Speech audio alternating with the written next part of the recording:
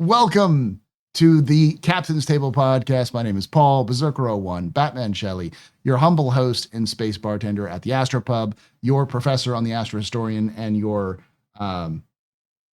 moderator here on the Captain's Table. I got a haircut, I got beard shaven, I'm back in doing my summer thing because school's over with. So I'm ready to talk a little bit about Invictus, the good, the bad, and the ugly. We're mostly just going to do the good and the bad. You can leave the ugly up to yourself if you decide. Just like the movie, you can really decide who is the good, the bad, and the ugly. We know who is the ugly, but who's really the ugly in the good, the bad, and the ugly. But before we get to that point, I want to introduce people. I'm going to start with Zark. Who are you? What do you do in Star Citizen? And where can they find you? Yeah, I'm Zark. I'm normal Star Citizen player. I am part of Lore, and you can find me on Paul's Discord. Yeah. Pretty simple. Vertigo. Who are you? What do you do in Star Citizen? Where can they find you? I'm sorry. Let me give you your proper title. The Vertigo, the Sultan of Stanton. Proper title.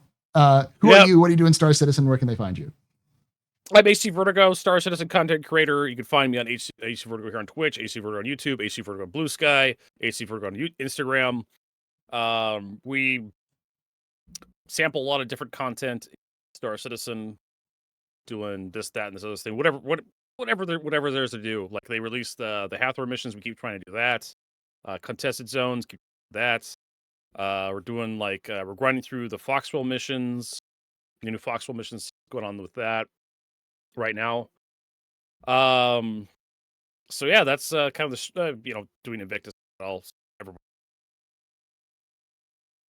You do other games too, right? Not just Star Citizen. Oh yeah, we're doing some variety. We've been dipping our toes into a game called Tempest Rising, which is a spiritual successor from a different company to Command and Conquer. Oh, kind of later Command and Conquer. Kind of like around General. Okay, like Generals. Yeah. And then last but not least, we have Griffin. Who are you? What do you do in Star Citizen? Where can they find you? Well, I'm Griffin Gaming RPG. I'm one of the co-producers with the Soul Citizens, and as always, excited and happy to be on with Paul and HC and Zark, and also helping to promote this idea of what's it called? Quantum Vegas. Quantum Vegas. It was your name. Going to be it. I'm going to be there. I helped start it. I helped start it with a bunch of people. It's more than me and Griffin. It's also a bunch of other people who got together in a community. Mm-hmm. And I think the goal has been and always will be with Quantum Vegas is to create a community-run event for Star Citizen fans in the U.S. Something like BCon or Con 42. Con 42, or I guess BritisonCon isn't around anymore, but BritisonCon, those sorts of things.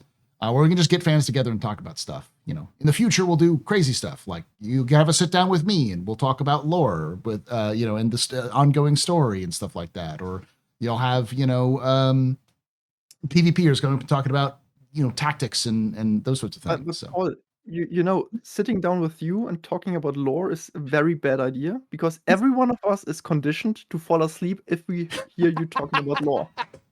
Yeah, Zark is part of the Shelley sleep squad, so Yeah. But speaking of which, I'm going to pull up one of the latest promotional, and I'll mute us real quickly so you can listen to that. Hold on.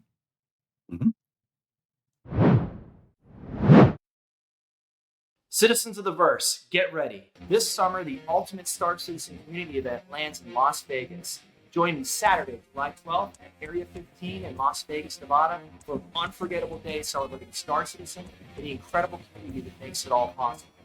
Panels, special guests, giveaways, and more. There's even a bar citizen the night before. This is the Star Citizen event you don't want to miss. Seating is limited and tickets are on sale now, but they won't last, so secure yours before they're gone.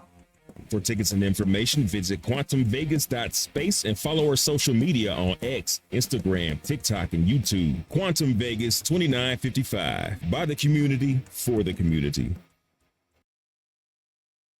All right. Mute myself there. All right. So that's Quantum Vegas. It is July 12th. It is going to be it's a one-day event. right? But we're going to do something beforehand, and we'll have a little bit of Bar afterwards. Citizen before. Yeah, Yeah. Bar Citizen the night before. Yeah, at the same location. So, and that's free. Anybody Yeah. who's in the area, more than welcome to come and hang out with us over at Area 15. It's going to be awesome. And what are the price of tickets currently? I think they're like one. Right now, tickets were 75. Now they're 99. So Okay. you want to get them before the end of the month because they're going to go up one more time. Yes, So, they'll go up one more time, and then yeah. So they're not I'm trying to say we have limited amounts of tickets, like right. yes, right. Well, yeah, they're good right now, but they can, if they get them and if we get more than the limit right now, we will probably extend that, but we'll have to see. It just depends on how it goes.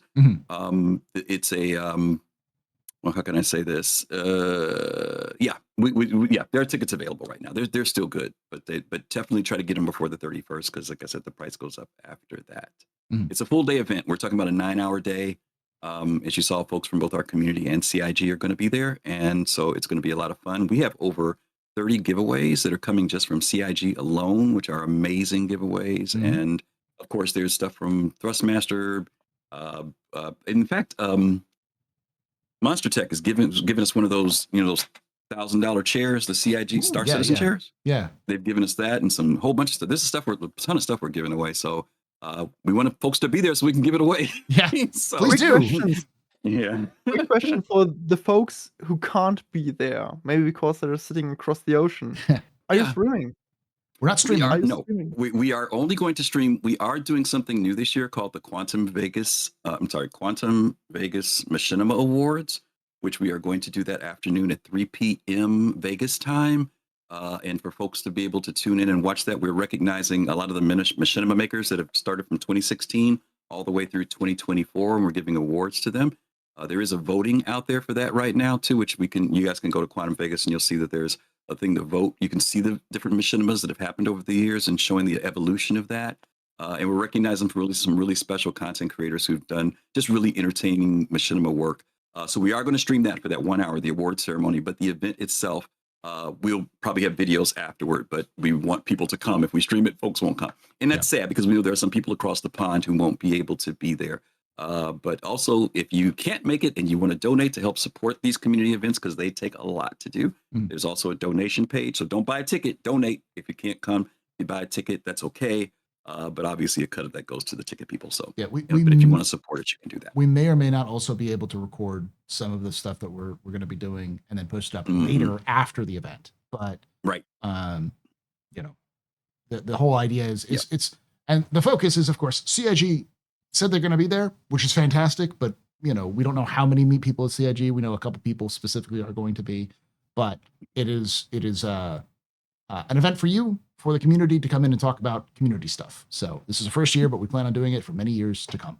Hopefully we get to do that. So, all right, with that small little segment out of the way, let's get started about the negative stuff about Invictus, because the whole point of this is that we're going to focus on Invictus 2955, the good and the bad. And I want to start with Griffin. What are some of the things that were bad for you specifically? What was bad? From this event. Can I throw different in as well? Oh sure. No, we'll save that for good. We'll save it for good. The bad thing was that CIG was, to me, starting to turn the Titanic a little bit from the iceberg of sentiment that's been going on in the community. There was a lot of uncertainty, a lot of unsurety, a lot of disbelief, a lot of pessimism towards CIG's commitment to improving the game this year, doing good things to make the game more playable, better. People have a better experience in the game. And I think that was people were starting to say, oh, maybe they are trying to do something a little different this year. And then Invictus was coming and people were excited about that. People saw things like the videos of what was coming and they knew some new ships were coming. Last year's Invictus was not that great. So this year, I think people were starting to feel a certain way. And then, of course, we had the drop of the mods that came out, and that put us, I don't know, one step forward, two steps back kind of feeling a little bit for some folks. And I think that was probably the thing. Usually we deal with the performance issues or it's crummy, getting into the convention center is horrible. It seemed like CIG did some things to try to make that a lot easier. I think they put Area 18 on its own servers. And so there was a whole bunch of stuff that were good things that happened, but that particular thing overshadowed a lot of the things that we've been wrestling with over the last few years. So I would say that's probably the big thing. I don't think there was anything in relation to pricing or anything like that. Well, there is one controversy that I've heard about, but to me, the prices weren't crazy on anything. There wasn't anything that was a huge surprise to me. But to me, the mods thing was definitely, and also the way they bundled kits together was a little bit of controversy for some folks. Yeah. I heard a lot of people comparing it to like premium game tactics when it comes to like bundles, like Lord of Warships and stuff like that. Yeah, and I have to wonder. I know we've always had this wrestling issue with their marketing and stuff like that, their PR and communication. But I wanted, and we can toss this out to HC and to Zark as well, but I throw it to you because I know you mentioned it a few weeks ago and we knew about it, that back in January, they brought in a new marketing person. And the question is this something that came from a new brain, or is this just a continuation of somebody's brain in the background? So I am curious to see what you guys think about that. Because to me, this was an obvious this was a faux pas that was way too obvious to happen. I think it was from a new brain, but I think it was from a logical conclusion without understanding the origin. Like, so what they did was they sold the gear pack for the Super Hornet, and when they sold it, it sold probably really well based off of the numbers we've seen for that. It sold amazingly well. And then they said, "Oh, so people want gear packs. Let's keep making gear packs, and then we'll sell them." And so the I don't think that was a marketing decision per se, in the sense that like that marketing was like, you make gear pack now. It was probably more of a people like this. Let's make more gear packs to have fun and see what we can do with what we can. And marketing was like, we can sell this, and it sold well, so we can sell more. And it feels a bit like the 100% of people who eat bread die. Yeah. So if I don't want to die, I don't eat bread. Yeah. They didn't think about why it was sold well or why people might, how people might see these like $30 for bomb racks as a problem. So your thoughts, Vertigo, do you think this was a new thing that they came up with, or do you think this is just like... No, this is just an extension of what they've been doing all along. Okay. I mean, people were complaining about the bomb racks and the blade modules, blades being, unreasonable. Meanwhile, they're selling the Idris right beside it. Yeah. I mean, for Christ's sakes, like I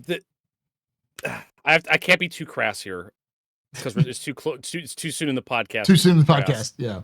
Yeah, but we've already anyone who knows you also knows your opinion on this, so just keep that in there as well. I made a video about this, right? A whole 30-minute YouTube video about my feelings about this. Everybody, so first of all, it's not pay to win the blades, because I bought one for the test it for my arrow, and I did I got out a stopwatch, and I did a pitch raw, yaw, rolls, acceleration test, the whole thing. And the performance enhancing is so minor, so it's almost a placebo. Okay. That's how I know it's not pay to win, because it's such a tiny improvement that I couldn't detect it with just my eyeballs and my finger trying to like stop the stopwatch at the time. So maybe it gives you an advantage, maybe it not. Top speed really isn't that important unless you're racing. Even then, acceleration is more important in Star Citizen anyways. But we got the Idris out. We got the Javelin out. You got the Praetorian pack. You got the Dominus Digital pack. You got Legatus pack. You could buy multiple copies of the same spaceship from the website. You could buy credits from the Star Citizen website. It's funny. Buy armor. You say that, but I know somebody in the community who's talked about how he has 4 Polarises. 4 Perseuses. And I'm like, why do you have 4 Perseuses? He's like, because it's funny. It's like, what? To have that kind of disposable income, right, Paul? Yeah, I wish. Wish we could have just $600 just for fuck. Like, all right, for fun, why not? Yeah. So people complain, like, you have 2 parts of the community right here. This isn't really like more about Legatus itself. This is like not Legatus. This is more about Invictus Launch Week. This is more about the web page, the web store, right? and the monetization around Star Citizen in general. You have two parts of the community, and I saw this meme being posted on Reddit of like, you have one part of the community who's complaining about $20 microtransactions that maybe improve your ship, right? Mhm. The blades. And then you have another part of the community that's complaining that they can't buy $1,600 Idrises. Yeah, that was a huge thing. And yeah, it's still going on, right? CIG had to extend actually added more waves because the Idris is now flight ready. The Idris P, the Idris M, the Idris K. They even added a new Idris T, new body kit for the Idris. Mhm. And people are desperate to buy these fucking things.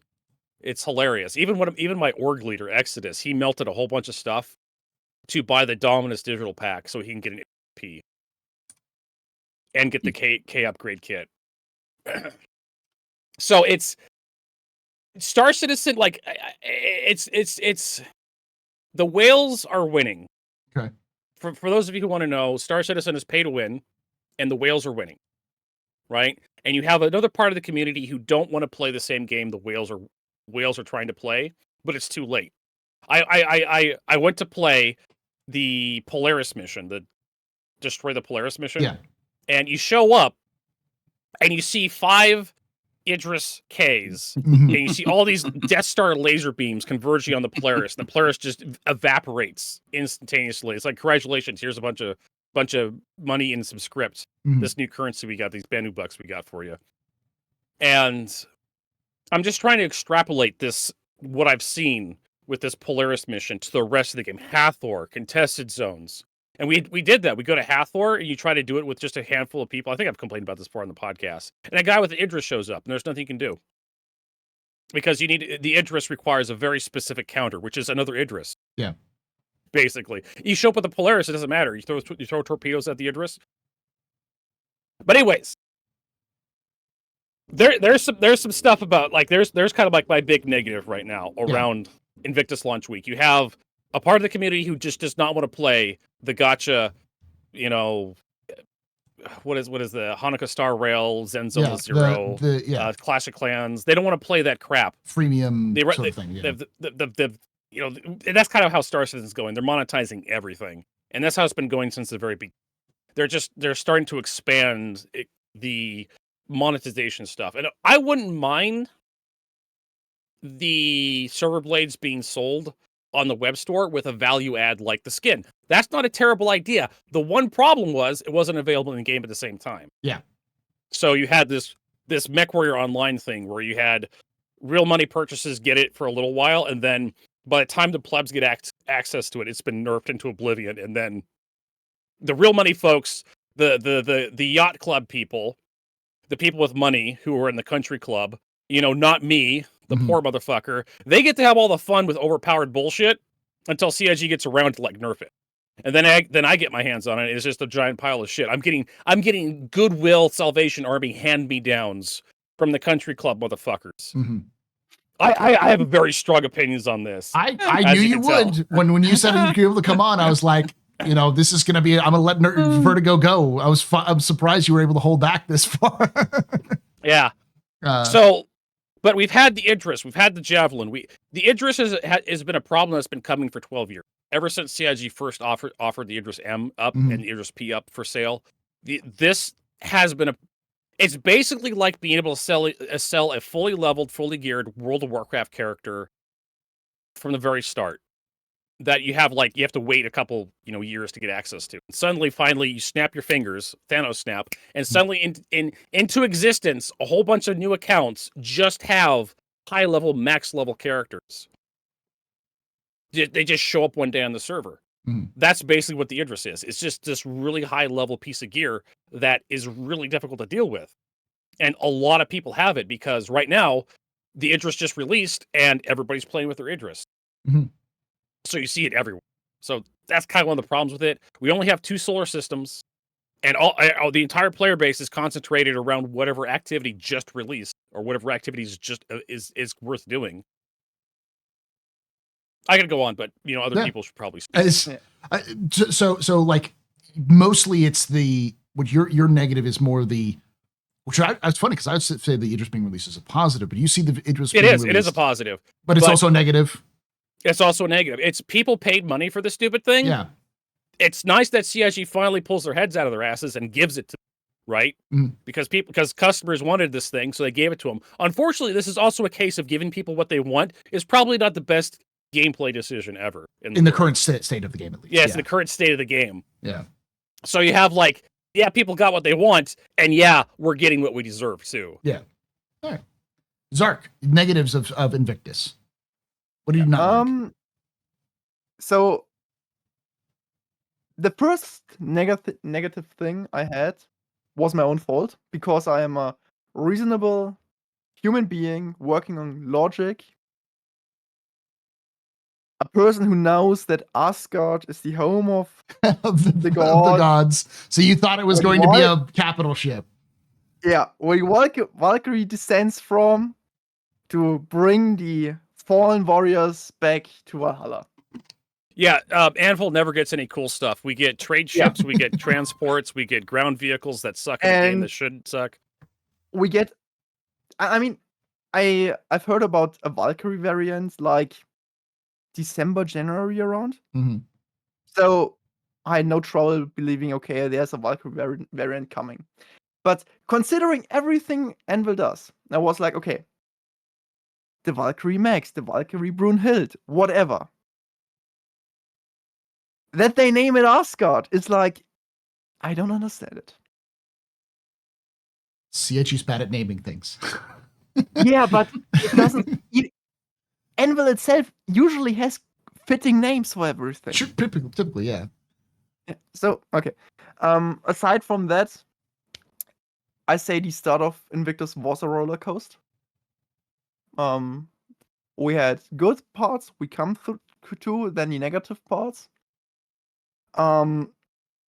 Yeah, the whole AI blades. Personally, so I skip over the AI blades because there has been enough said about it, and I think we can all agree the main issue is they aren't available in game. They probably should never be sold because they are not worth it. Mhm. Simple as that. More interesting for me is the equipment packs, especially with the Hornet Heartseeker, which I'm guilty of buying. I got one too. Because because I don't have an issue with kits like the Hornet Heartseeker because it's a cool skin. You got a cool new gun. There's some meaning behind it. Mhm.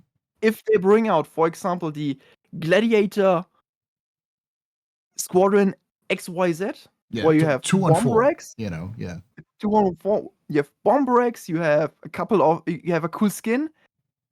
No problem. Yeah. No problem. Do this with the Nova tank. Give a kit with the Gatling cannon, cool skin. Here, you want a special Nova tank from that army. That's nice. That's fun. You can do some cool skins. Okay. Especially considering we have the same thing running with the Idris packs. Like DK is the first weapon pack that got sold like years ago. Mhm. So that's the thing. The main problem is those things are overpriced, not in game, sometimes very dubious. Ships have access to them. I mean, why does the Gladiator not have a bomb bay? Why do you have a Where size was the 3 Gladiator on? rack for Yeah. like why did you do size 3 rack and not a size 4 rack, knowing that the Gladiator has size 4s and they're Here's They're the Where problem. bomber. Is the The Gladiator? Gladiator is literally supposed to have a bomb bay. It Yeah, was sold and- As and a a bomber. cargo bay too. yeah. Yeah, modular. And It's supposed to be modular. where the fuck was the Gladiator on the Invictus floor? That's true. It was there. Where? Well, general mean- sentiment on that ship is that people don't fly it. General Yeah. sentiment. It's garbage. It's the not, Gladiator. It's not a popular ship at all. People don't fly it. Even though we see the potential in it. Yeah. Mhm. Well, part of the reason that people don't fly it it, needed rework. it's It needed rework. it's the Games Workshop problem, where Games Workshop will make a faction in Warhammer 40K that is really good, and then they'll work on Space Marines because Space Marines sell, and then when someone goes, why don't you work on X faction like the Eldari, they'll say, well, they don't sell well. It's like, well, it's because you haven't updated the line since the 1990s. So it's like, why does nobody use the Gladiator? Because you don't make the Gladiator good. If you made the Gladiator good, people would use it more. If you gave it bombs, it would become everyone's favorite ship to use. Well, we could also run this back to like Star Marine and Arena Commander. Yeah. Nobody plays, like, back to 3.0. Remember that protest we had at Cryastro all those years ago, Prowl? People said, like, nobody's playing Arena Commander, so we're not going to update it. But nobody plays Arena Commander because you guys don't update it. It has all these bugs. It's awful to play. Yeah. That's it. You have this very circular thing going on. Yeah. They updated it and it works. Yeah. Yeah, and people use it. So, anything else? Any negatives? I'm not sure negative. It's more like an answer to Vertigo, like with the Idris coming out. So I don't think it's the full level character in World of Warcraft you just get. The problem with the Idris right now is obviously many systems are still missing. The biggest issue is for sure insurance and the claim time. Because normally we had on the Discord just the person who just wanted to fly the Idris from, I think, Everest Harbor to Area 18, got it stolen because he was solo. That's something that can happen very easily. But even if you disregard this, usually if you fly this beast, the amount of money you have to make to refuel it, just refueling, is zero because you just claim the insurance on it. yes. But if it wasn't zero, if you would pay the price, people wouldn't use it as much. Yeah. Simple solution. Okay. So, Nice straw man you got there. Yeah, right? So Let's talk about how the game exists right now, not how it's going to exist in 2 years. Personally, I see your issue, but I believe it's a very easy fix. Increase the claim time for an Idris to 1 week. End of discussion. Oh, Jesus, yeah. I mean, yeah, I agree. Then you have another problem with that is that, like, oh, suddenly you just have your Idris spawn side. Because we had that for a while where you spawn your ships, right? And they spawn in the hangar, and sideways. like, underground. Yeah. Sideways. Or you go to spawn your 890 jump at the docking port at a spaceport and would spawn inside the space station. Yeah. Right? I mean, and so we have on one hand is like the Idris is kind of overpowered and disrupts the game. On the other hand, people paid money for the stupid thing, so they should be able to play with it. And Star Citizen is an alpha. But it's also a released product. Play now. Would be that. I mean, we already have it with missiles. If you claim a ship, missiles and torpedoes do not get replaced. Yes, they do. Yeah, they do now. They backtracked on that quickly because yeah. Just bring it back and include fuel.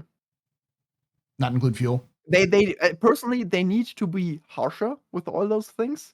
Slowly, they need to ramp it up slowly because. In 1.0, for 1.0 to function, those things need to work like this. Yeah. Well, I totally agree. Like, Star Citizen needs to work better. It does need to work better. I think we all can agree with that statement.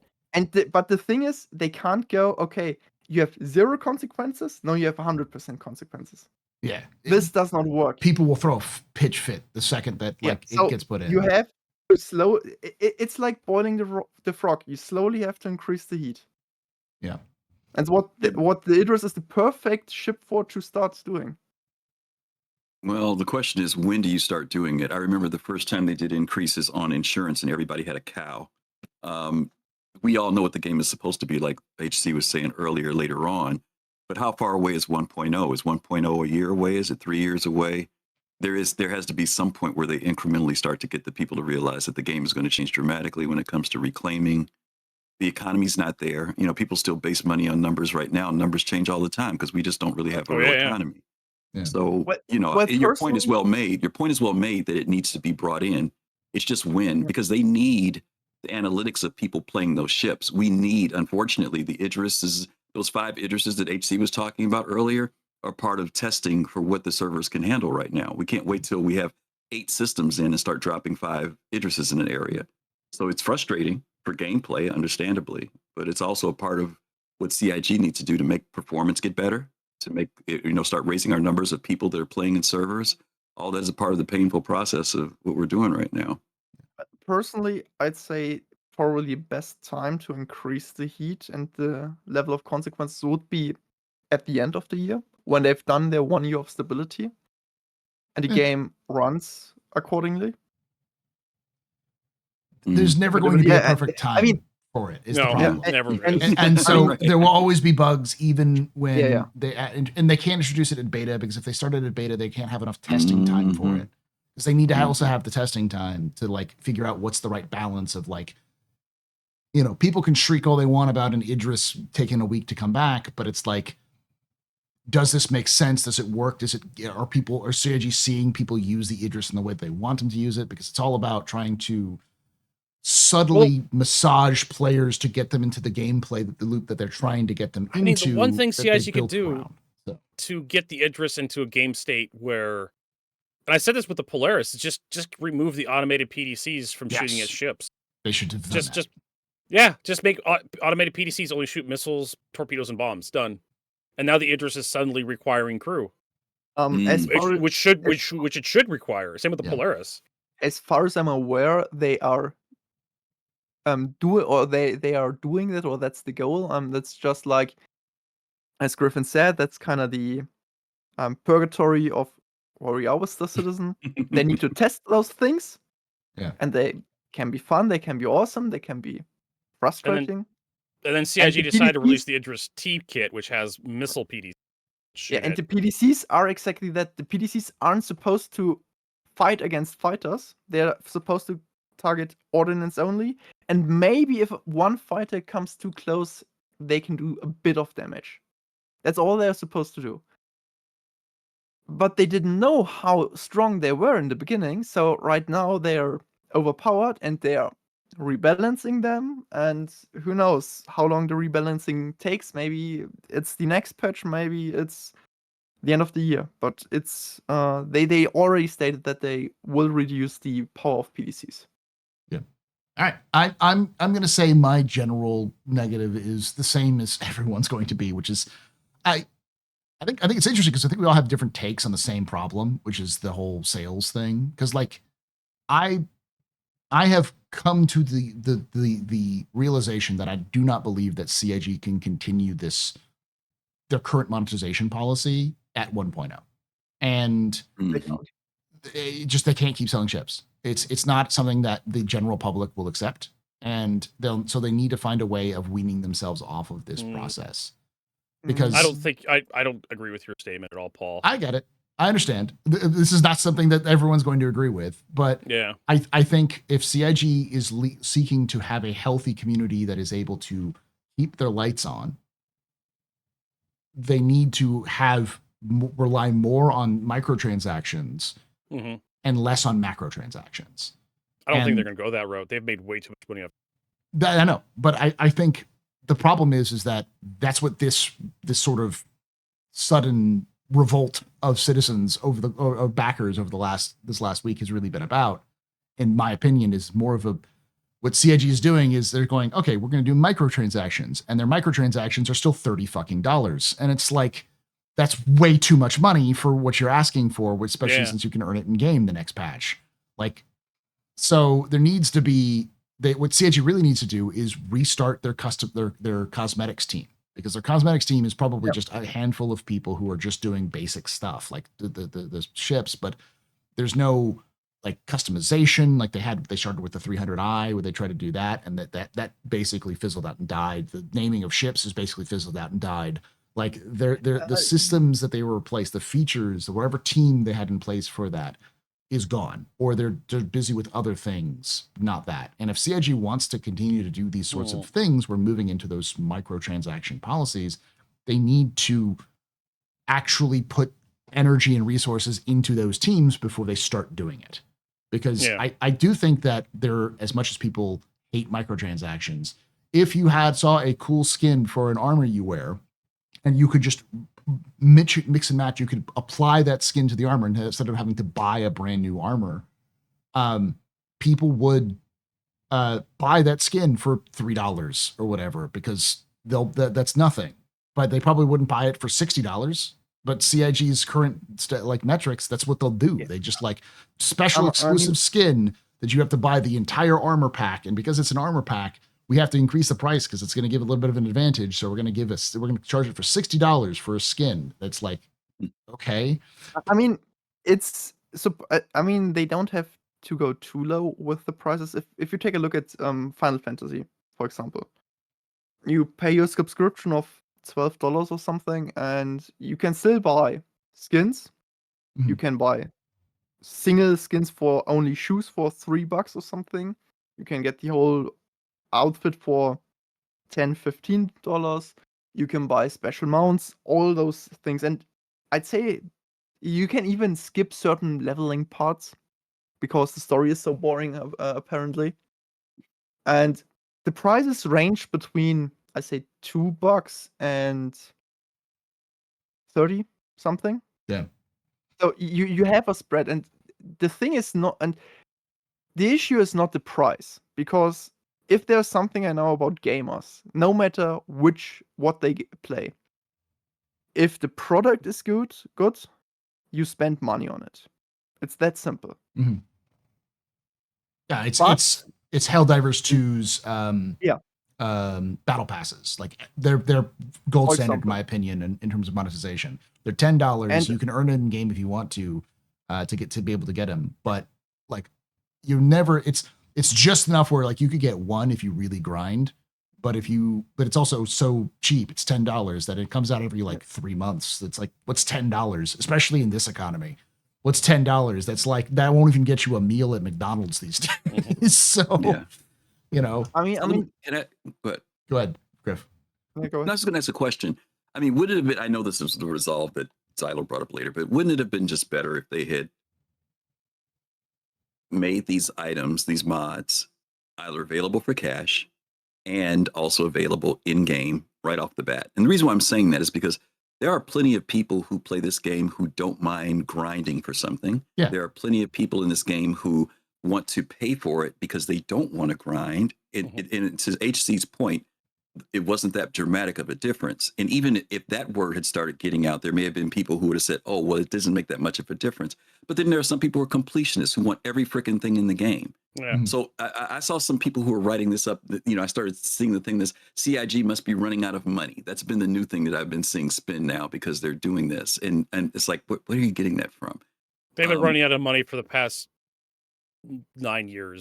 No, yeah, but right. 90 days tops, 90 days tops. Right, exactly. Yeah. I know it's always, as I we hear know, it is every here. year. Every Yeah, year, CIG but- is going bankrupt. Yeah, but it bothers me though, because to me it just would have been like, give it to both. There are going to be people who are going to still spend the money, even if they can go to the freaking dumpers depot and get it. There are some people who want it so that when their ship goes and gets blown up, they can put it in right away and they don't have to do that. What really grinds my gears, going back to what Griffin Gaming said, it was only available on the web store, and the announcement on the forums where they announced that you're suddenly going to be able to buy these, and they had a little Q&A on the forums. They ended it with like, oh, what's your favorite flight blade? Tell us your loadout. Give us some feedback on it. Like, I would if they were free in game, right? Oh, and by the way, you can't use them in Arena Commander. They're only available in the persistent universe, and they use the old system for equipping them. So it felt like they were very quickly slapshod, duct taped, and bubblegum into the game. Right? It's not actually, they're not, the blades themselves aren't actually physical. Well, actually they are. You can pull them out. But there's no flight computer you can insert them into. No, they're built for engineering. It's clear that they were built for like an engineering, which we don't have right now, but they were done. So they just said, let's just put it in. They took what they had and they slapped it in. Yeah, they binder twined it and duct taped that thing into the game because it's like it works sort of thing. It works. We can sell it, put it on the web store. That's what it feels like to me. Yeah. And that's kind of the thing with the whole equipment from Invictus. Everything feels like, let's just sell stuff. And this doesn't work very well. And my idea would have been, if I say, okay, let's sell flight blades. Let's think it's a good idea to sell those. What you should do is make a racing event. We have a military event. We have our cargo event, industrial event. Make a racing event. Put the flight blades in game, and then say, hey guys, here, you have the flight blade tuning kit for the M50. You get a new cool skin. You get a new cool racing suit that has the G handling stuff. There you go, $20. Okay, but tell a story with this. That's the whole point. That's the thing why the Heartseeker worked, because it's not just gun. It's not Yeah, just gun. It was promoted as we had this idea to do this as a fun thing for everybody who has a Hornet, not just the Heartseeker. And we heard people they want more of these sorts of pinups and stuff like that. So we're going to make these available for more people who have the ship. It was at least pitched as hey, we had this cool idea, here you go, rather than hey, here's equipment, pay to test it for us, which is it's a bad marketing. It's bad way of framing the whole thing. Marketing's horrible. I had a couple of friends who suggested even if they had done something like, let's put them in the contested zone, so let's put them someplace where people have to work for it. Freaking Wicklow, have Wicklow. Yeah, Wicklow. You know, that would have been cool. You know, and again, there's still going to be people who are going to go to the store and drop the cash because they don't want to do Wicklow or they don't want to do that. And there's going to be plenty of people who would enjoy that challenge. Those people who are higher in performance players or who want to play with tune their ships to get a taste of that engineering, like you said, they would have been more than cool to go out there and do some things in the game to get those items. I mean, there's so many things that they could have done that seem to me kind of obvious. And that's why I wonder, where's marketing getting their ideas? You know, and who are they reading? Who are they reading to get the temperature, which you were mentioning earlier about the community? You know what I'm saying? This community is pretty established. You can see what our patterns are with purchasing and buying. And I just wonder who's paying attention to that. It's not a good. It's not painting a good picture, considering that the new head of marketing was working for EA, and we know what they're doing. Yeah, that's so right. Yeah. That's. I don't want to suggest anything, but it's not a good picture. And by the way, talking about tuning, who else here has the nice little early pledge booklet that we are supposed to get about tuning our ship, the 50 pages? Yeah, we're all supposed to get engine tuning kits. Yeah, everybody, because that's a stretch goal. I can't remember which one it is, but I remember switching to the stretch goals. Yeah. Don't let Troy Grubing start on that. He'll say you're supposed to have your pets by now, so don't worry about that. I'm gonna bring us. Don't you have? I'm gonna bring us back. Because we're like. We're going out into the weeds here. We're down the weeds here. Yeah, really. Okay. I see, as usual, YouTube is getting much more spicy about all of this, and so I will address a little bit about this, because what the fuck is it saying? I don't know. Someone's saying the material are the facts. Cry about it, you clown. What? What? I have no idea what they're even referencing. But I'm not gonna go into depths about this, but there is CIG does deserve this, honestly. This whole thing has sparked, because of the 2023 release and because of this, it sparked the PR disaster, which is everyone thinks that CIG is running out of money now. I don't think CIG is running out of money, as Vertigo, who I'd say is probably more critical of CIG than I am, even though they're not running out of money.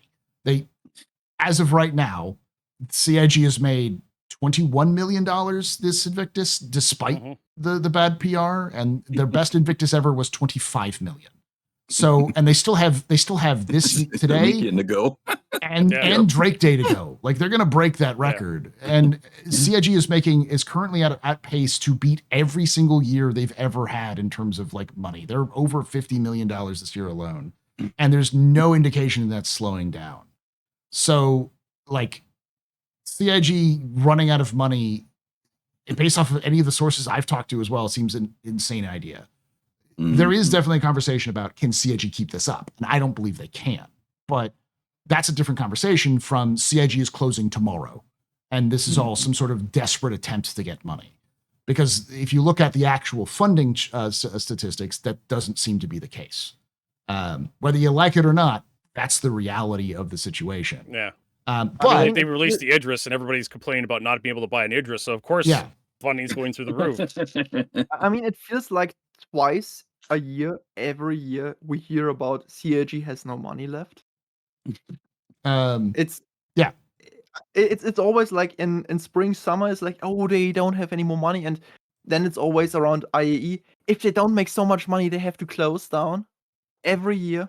Yeah. It's, Well, and people are saying we don't know the internal numbers. It's like, well, we do know that CIG definitely went through some shit in 2023 because they acquired a brand new company, and last year they closed down an entire studio.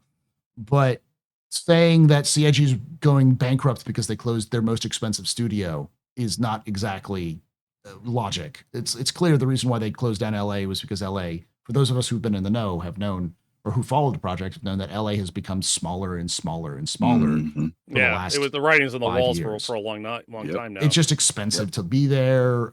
It's they had built that brand new studio in Migrating staff over to UK. they've been that Jared used to be in LA, and then they migrated him over there, and that kind of stuff.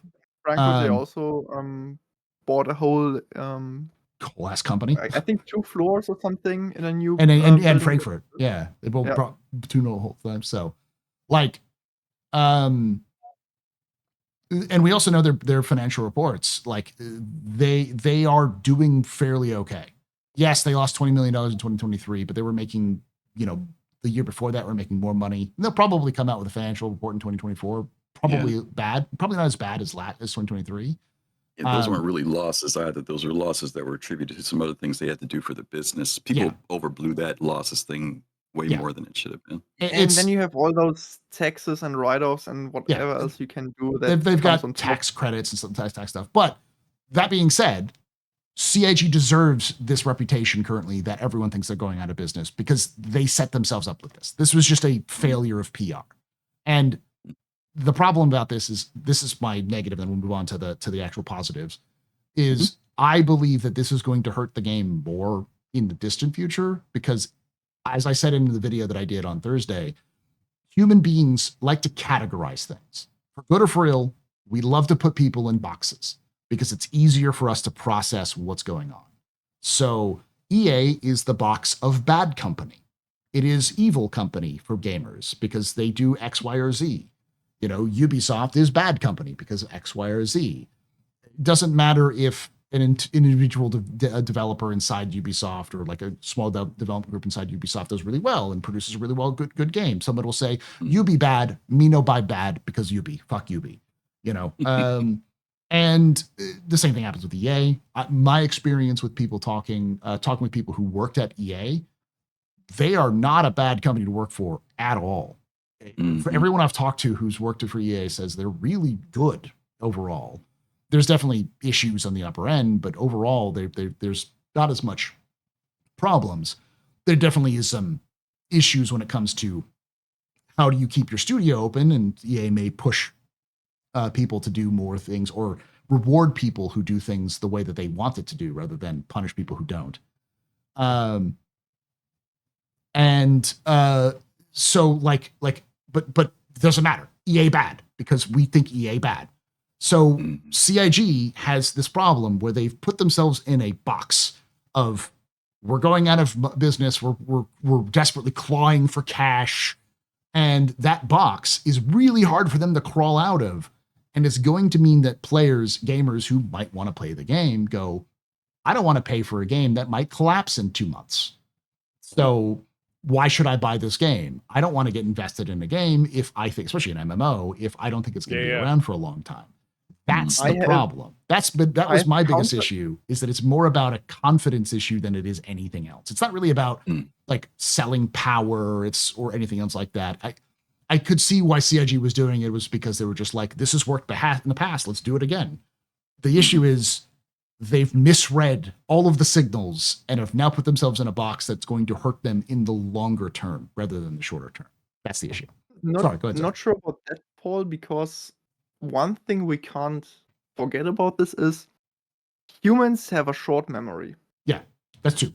We always forget things, especially things that collectively too. Oh yeah, would be bad for us. So I'm not sure if it really does whole part of CIG going bankrupt, I won't support, will hurt them. I think that's what the next year will show. Though considering when Squadron 42 comes out and so on, I don't really see it bringing that much hurt. The bigger issue I see is, and that's where we are going to Silo's statement, if they keep this up and they reinforce this image of we sell everything, we are like EA, we get those EA memes, yeah, Mhm. but for CIG. And then people say, okay, if they're just for after my money, why should I join? Yeah, if it's this I is just enjoyed Squadron 42, but why do I want to go to Star Citizen if they just milk me for my money? it's an image issue, and I think it's something it's gonna take them a year plus to fix. They have spent so much energy. I know you're trying to get past this. I'll say this real quick. They have spent so much energy over the years trying to stay away from the pay for win image. To your point, and this was one of the first words that popped up, and within our own community, the question has always arisen. Okay, CIG, once you get to this point, how are you going to sustain this? There are plenty of us who want to play this game for 5, 10, 15 years, and CIG has not made it clear. What will be that model that sustains them once we reach a 1.0 space? Is it, some people have talked about, I've heard people in the community say, I'll gladly pay a subscription. You know, I don't want to pay a subscription. I did that with Eve. But you know, the question is in the back of people's minds. And so when they see things like this, that by default is the area where they go, oh, they're going to monetize everything. You hear this, you know, full thing, everything's going to be monetized. Will they continue to sell packages? It would be good if CIG at some point starts to lean into a little bit of those questions that people have about the future and what their idea. And of course, things can change. We get it. Things can change. But I think that hasn't been visited in such a long time. And there's a little bit of uncertainty. And where you leave that vacuum, you leave room for all the other crazy stuff to come in too. You know, so that's it for me. Positive side of things, because while this is overshadowed in Invictus, I will start and go with Zark. I think this is probably one of the best Invictuses they've ever done. Start off the not rotating the floor, fantastic idea. It gives you a lot more time to enjoy the floor, to look at the ships, to look at and then like the adding all of the different equipment and stuff like that on the floor. I mean, that's one of the reasons why I thought they were going to sell it on the floor, because it's there. I was like, brilliant idea, CIG. Force people to show up. If they want to try the new equipment, they got to go to the floor and they got to buy it off the floor. That's great. That's like, we took all this time to make this event, come here and buy it, but now while you're here, look around, see what's going on, see all the cool ships here. Like, I thought, my hat's off, someone's thought about this, but obviously they didn't. We're not getting back into that. I will also say, I think just in general, the performance is surprisingly good. For a free flight of the scale, I was having some issues earlier this today, but it seems like the issues seem to form around the highest spots of activity on the weekend around American time. So like between 9 a.m. to 9 p.m. Eastern time over the course of Saturday and Sunday seems to have the biggest issues. And even then, it's relatively minor compared to past. It's more just like weird bugs pop up more frequently. The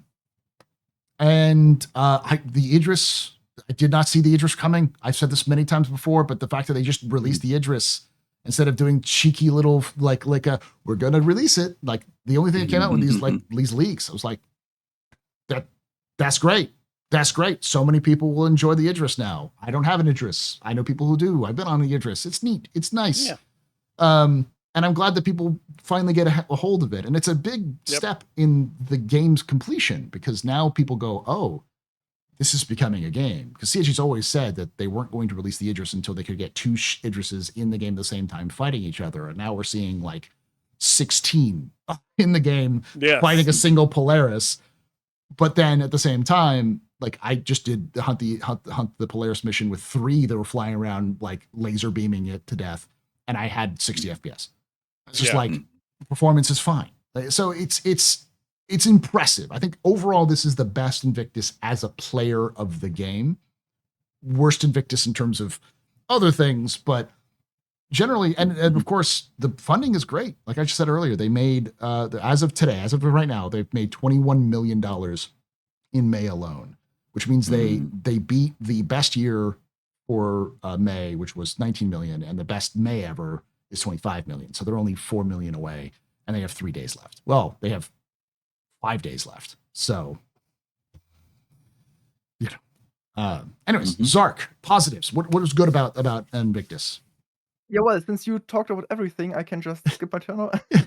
No, so I would actually go a step further because for me, this Invictus screams Invictus of the future. Okay. Because Invictus is an event that will happen even after 1.0. But now we have to think, why should I go to Invictus 1.0? Especially if I have to traverse 3 systems. Yeah. And the interesting part is on the first thing, the hall stayed the same. So it does not matter if I come there the first day or the last day. The hall is the same. That's a great idea because now I can have players cycle through Invictus. I can say, oh, I'm going to Magnus. I stop by at Area 18. Perfect. I'll do Invictus. The second part is all those nice little B and A grade military components they have there that you can just buy that are not available anywhere else except like contested zones or if you go to Hawthorne or something. Mhm. If you work for it, just buy them off the shelf. So again, now I have a reason to not just visit Invictus on a flyby, but actually say, guys, there's Invictus. I have to go there.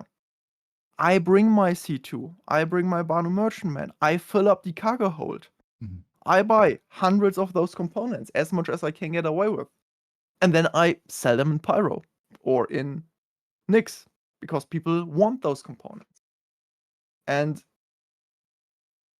that's the whole part from the event itself, Mhm. which feels a lot more future-proof or how a true in-game event should be. Well, it And works then more we like a have car the- show. Yeah, Which is what it's supposed to be, like right? a true car show. Yeah. That is what it is. And there's a reason to actually go there. And then you have this nice little snippet of Hunted Polaris. Great mission. I have yet to complete it once completely because there's always something, or you go there and It doesn't there start. are 16 Idrises beaming it to death. Yeah.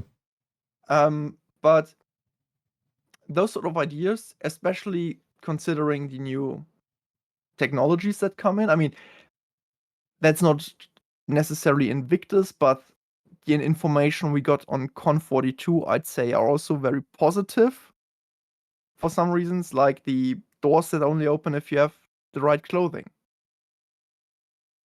Now we have actually the idea of, okay, we could remove the armistice zones. One day I was in Invictus Mhm. at the hall, and a random NPC in pirate clothing was there and started shooting. Was some sort of bug, but I was like, wait, are the headhunters attacking the Invictus hall? Yeah. Are they trying to steal more? And first thing I tried was draw my gun. I couldn't, so I was like, okay, what's going on there? But now, if we could give certain permissions to people through those door scanners and all, now we could actually have attacks on the Invictus Hall. So the possibilities that can get on there, I see a very bright future for those events. And yeah, that's my positive. More the It's what it's this the will be. framework of the future rather than being Yeah. just sort of a good Yeah. event. Very good points about it, about the whole this. I mean, performance works. The layout's good. I mean, there's tiny little things here and there. Invictus. I saw like the lights being misplaced, but you have to look really close to mistakes. It's good displays. They got the new crap like right there in front of you. They're not doing the rotation. I guess for new players, they're not doing the rotation. For players like me, we've seen Invictus a bunch of times. Yeah. We've seen Intergalactic Aerospace Expo a bunch of times. We've seen all the ships in Star Citizen. For new players, you probably just want to have the same spread. You go there. You have the rental terminals right there in front of you as you walk in, so you can check to see what's there. They have like a little Easter egg hunt. You can go through Invictus and find the mercenary guild script or count Scripts. baby Mhm. scripts. So that's kind of nice, little kind of like, oh, I found one, and turns out you need like 50 of them to Yeah. actually get anything of meaningful value. But it's a nice little thing to Yeah. find, right? That's of value. It's really what out. They have the new grab deals down below. You can go down and see the new armor in game with in-game lighting. Yeah. That's a big complaint that we've had on the web store before.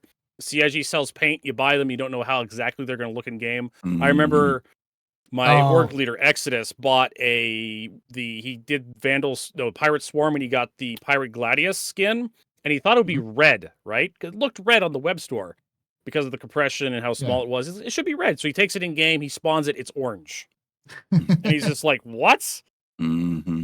So he melted that. But yeah, it's nice to see, you get to see the new armor skins in game with in-game lighting, and you can appreciate them there. And it's like, oh, where can I get that? I can't rent it. It's on the terminal. Whereas you go to the web store and you see the new grab deal, it's like, oh, okay. If I want this, I can get this skin for this much money.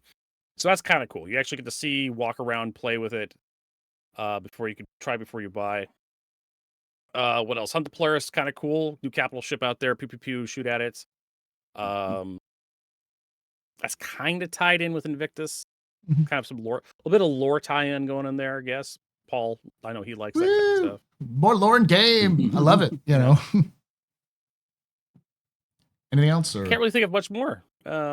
Stuff is okay, kind of running okay. But once you get out of Invictus, I've had plenty of stars. Yeah, Star Citizen still. Yeah, it's still stars. I can't really think of anything else to really praise. Sorry, Paul. You're good. I know asking you to be positive about Star Citizen can be a struggle sometimes, but yeah, sometimes. Griff, goods about Star Citizen, about Invictus. Yeah, HC hit on just about everything I was going to say for the positives. Like you said, the new layout is great. Same thing you mentioned about the new layout. When you first come in to see all of the new ships that were available, the vehicles that were available, was at first I felt a little funny with it because it was different. But I actually like the fact that that's what's there. And then if you decide to explore beyond that, you've got that as an option, which is great. HC mentioned about the rental kiosk being right there, which is also great.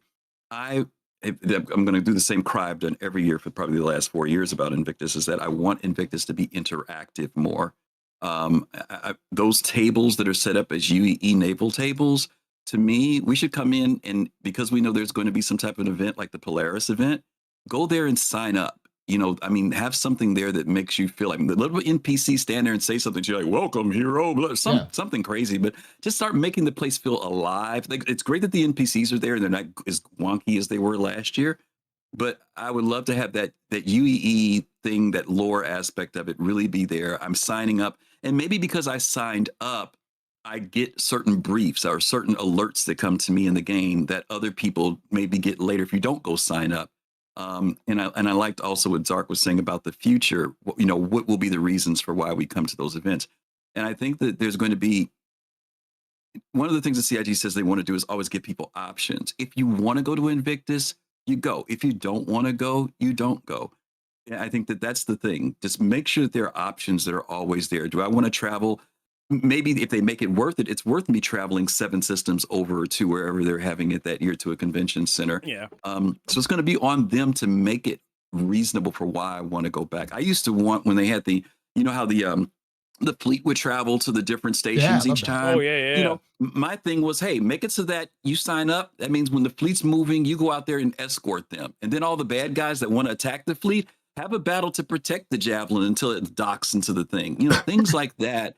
That would make it much more interactive event to me. And I know we may not be there, but I'm just hoping that it becomes a much more lively, active event than just a stat. And it's not stat; it's more than stag. Now it is getting better. It is getting better, but I want to see more interactivity for the players. Someone said they should like have military components, and I know they pulled the military components off the floor, but like have a mission chain. They already have that mission chain. I didn't even mention that the whole Gilly mission chain, and I missed Gilly. I missed him so much.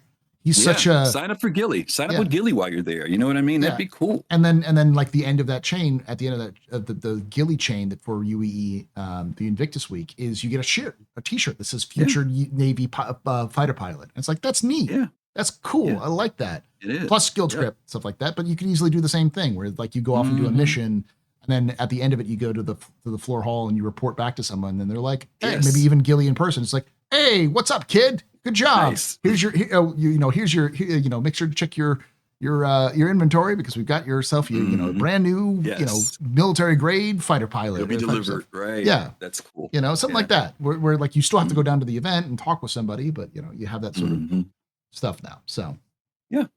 But yeah, I think overall it was a good event, and the game was good, the in-game was good, or at least it was less destructive than it has been in the past years. Because I think we all talked about like we both like and fear the events like IAE Invictus, because it's like in the past it would be a detonation to the servers where things were working fine or okay, and then everyone comes in and hugs the servers to death, and it's like, I can't play the game.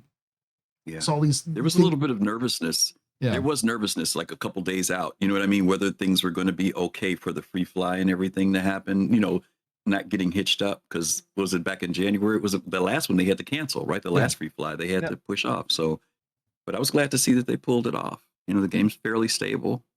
Not too bad. All right, let's talk. Start with you, Griff, because on this one, for this last one, which is what would you like to see for future Invictuses, and then we'll wrap it up and go to the. Oh, I just gave that speech. You just kind of gave it to the speech. Is there Yeah, anything I mean, that specific you would say though, other than like you said, more interactive? But is there any other examples of interaction? Yeah, I mean, the interactivity is important. I think your suggestion, bringing in the Gilly thing and then tying that to the thing as well, would have been great. You go to that UEE table, Gilly's there, you sign up to do the mission there. You get your badge, whatever it is, your T-shirt, whatever the case may be. I think would have been really cool, or unlocking something that's there for you. I do like the idea of you mentioning that if it is a military event, throw the military stuff out there. Whether it's components, weapons, expand on that a little bit more for people who are into that particular thing, and just curiosity seekers. I think that would be good. The hall. It's, sometimes you can walk around the hall and it's amazing to see the scale of it and how big it is. And sometimes it's also frustrating because it's like in Chicago where I live, to go to the auto show, it's great. But God, walking around McCormick Place is a kick in the head. Sometimes walking around the convention center is a lot, But one thing I noted about the game this year, and maybe, I don't know if you guys have noticed this, it was very cool to see that people are, and I don't know if it's because of the new thing with looting, but to see people wearing other things now while they're walking around in the game. You're seeing people wear clothing and other items. Everybody's just not walking around with a backpack and 2 rifles on them now. Yeah. I don't know but it just seems like people are feeling more comfortable with doing that in the game. And so to me, I'm hoping that as the game expands, when you go to events like that, you're going to a convention, you're not going to be wearing your grenade launcher on your back when you go. I'd love to see a little bit more of that where people feel more comfortable in changing and doing stuff. But that's just me because I'm a role player. I get it. Yeah. Some people want to put that stuff on because they want to go out and do a mission right away. But I do like the fact that people seem to be putting on a variety of different things. Not because CIG is offering a variety of more stuff, but it seems like people, and maybe it's because they're not going to lose their subscriber stuff anymore. That's true. Maybe that's part of it too. But it is nice to see that I see more variety in the players, whether it's the characters, the hairstyles, everything. It's just it's starting to slowly get there. Slowly get there. Vertigo, what would you like to see for future Invictuses? Obviously, the fleet come back. That'd be great. Mm-hmm. Just have the Bengal flying around, javelin docking. They have those big docking things. Yeah. Mm-hmm. Up at space stations. That'd be cool. Mm-hmm. More missions like hunt the Polaris, attacking Pyro. Let's go and blow up a Pyro station. Yeah. More cool stuff to do in the game. That's basically what I want. Boring game stuff. Yeah. Zark. I'd say probably more of the little stuff. So those are things that simply aren't there yet. But for example, we could have small contests, like have a cooking show or have a cooking contest, or maybe we have those booths, so you could work there for an hour if you're into touring. If you want to do the whole service part, you have some reputation. Maybe Invictus is calling you, hey, want to help out there, make some money. So those odd jobs, I say. So not just fighting, even though it's a military event, but the odd jobs, the supporting. That would come with the whole like having a convention. You need like they did the AV as equipment one year, that kind of thing. hmm I wish they Um, had brought back the tour. Remember when you used to do the tour on the Javelin? You had Yeah. the little speeches when you went to the different stations. Yeah. It's too bad they didn't do that in the conference room or the briefing room on the Idris while Yeah. it was docked. They had the hologram back there. It was really nice, but it would have been cool to go back there and sit and hear something about the ship and then and then walked around it or Yeah. something like That that. But That would have been cool. it was Like cool when you a did like a that. quick holo vid where it would kind of talk about the Mhm. various parts of the Idris and talk about the little bit of the history and you know Yeah. what all just for some NPC to kind of talk a little bit about it and then say and have it run every 15 minutes or so and kind of like Mhm. you'd have with some museums do that where they have like a video running and you can walk into it and you wait for it to reset and everything. So I'm with the, like the little things. I want it to feel more like an in-game event and a more like a living, breathing event. I like the idea of having, people in chat are saying like if you've played Squadron 42 and you get there, then they address you by your rank in game or Mm.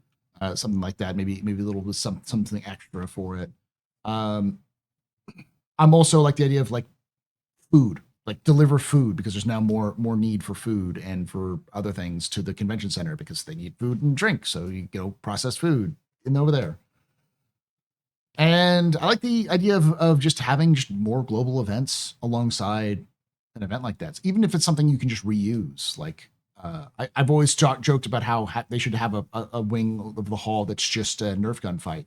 They give you Nerf guns and you those little pellet guns and you just go around and you maybe you fight NPCs and they're like go fight real UEE Marines and it's like you go around to like and shoot at like NPCs wearing UEE Marine outfits and That'd have been real cool. and they and I'm sure they could code it where like every time you hit them with a Nerf gun they go and fall over like they would do if you actually shot them. I think it'd be a cute little thing and that's something you could reuse over and over and over again as sort of a and then you manage to do it without getting hit, then it's like you won. Here's a shirt, UE Marine shirt, something like that. Yeah. All right. Well, I think we've kind of covered it. I know some people are saying you talked about for 40 minutes. You talked about the bad stuff, and you only talked about the good stuff for the last like 20 or 30 minutes. It's like, yeah, that's kind of unfortunately the vibe of the community I find right now. The current temperature of the community is somewhat irritating. Yeah. I think if it wasn't for that, people would have said this is the best Invictus ever, or just like kind of like it's all right. Like I think It's it would have, aight, yeah, it would have been moderate to positive, but that one thing, I mean, the big issue with Invictus and I guess IE will be the same is that even though it's the best Invictus ever, Mhm. it's mainly because the hall layout is great now. Mhm. There's not much to discuss here. We talked about why it's good and why it might be future-proofing. Performance is good. Okay. All those other awesome things that we wish for that would really elevate this, that would be really worth talking about because we talked about performance last year and that last year was better performance than the year before. Yeah. And the year before we talked about that the performance is better than the year before the year before. So we repeat ourselves. So the real positive talking about 1 hour about all the good stuff in Invictus, I think it will be there when all those little missions come in, when all those little events happen. Mhm. We're on a great way, I think. And I believe that next year's Invictus will be even better than this year's because there will be more mission, there will be more details, more whatever. But it will still take a couple of years until we are where we would love to see it, especially as all those, I think, cool and interactive things we'd love to see especially on the event floor itself, are all linked to touring gameplay. All person transport. Getting person in your ship, supply them with food, with drinks, entertain them, and so on. But this will only come in once the CRG starts working on the whole touring gameplay. All right. I think we're going to wrap this up here, and then we're going to move on to the question and answer session. So if you do have questions, make sure you put question before it in the chat. If you watch this after the fact, thank you for watching. Make sure you check out Soul Citizens. Check out HC Vertigo on twitch.tv/HC Vertigo and youtube.com/HC Vertigo to watch that video on the shipblade stuff and stuff. And of course, you can find Zark on my organization, the League of Relic Enthusiasts. It's on my Discord. We hang out on Sundays as well, do stuff. And if you did enjoy this and you want to join us live, you can check us live at twitch.tv/theastropub or youtube.com/the Captain's Table Podcast. Well, it's youtube.com/the Captain's Table Podcast. We go live on Saturdays at 4 p.m. Eastern, 1 p.m. Pacific. Would love to have you come join us live and ask your own questions or get involved in the comments as well. Make sure to leave a comment down below if you have your own thoughts on Invictus. Like the video, subscribe for more content, and hit the bell icon to be notified when these release. Thank you again, and like I say every time, hope to see you someday in the black.